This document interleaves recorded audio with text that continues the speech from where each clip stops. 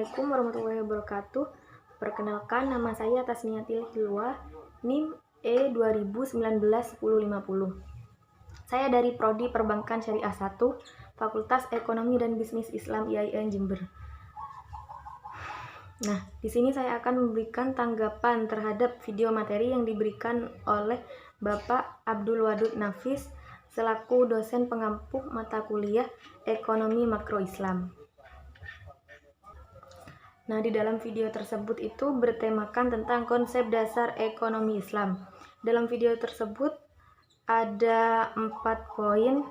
Yang pertama itu menjelaskan tentang definisi ekonomi Islam, dan yang kedua tentang perbedaan ilmu ekonomi menurut sumbernya, yaitu perbedaan ilmu ekonomi Islam, ilmu ekonomi kapitalis, dan ilmu ekonomi sosialis menurut sumbernya.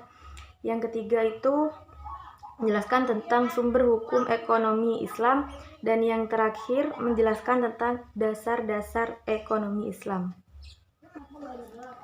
Nah, yang pertama saya akan menjelaskan tentang definisi ekonomi Islam itu sendiri.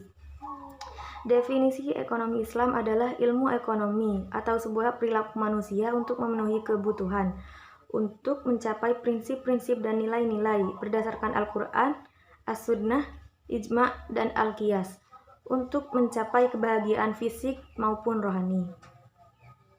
Nah, maksudnya di sini ekonomi Islam adalah sebuah ilmu tentang perilaku manusia dalam segala hal untuk memenuhi kebutuhannya.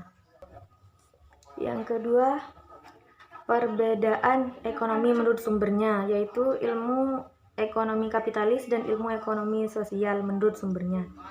Nah, menurut sumbernya, ilmu ekonomi Islam itu bersumber dari Al-Quran, As-Sunnah, Al-Ijtihad ulama. Sedangkan ekonomi kapitalis dan sosialis bersumber dari pengalaman dan pemikiran manusia. Yang ketiga, tentang sumber ekonomi Islam.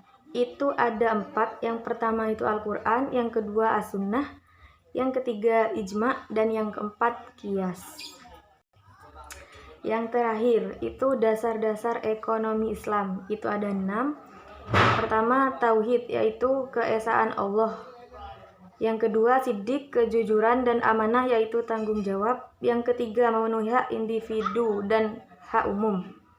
Yang keempat adalah keadilan.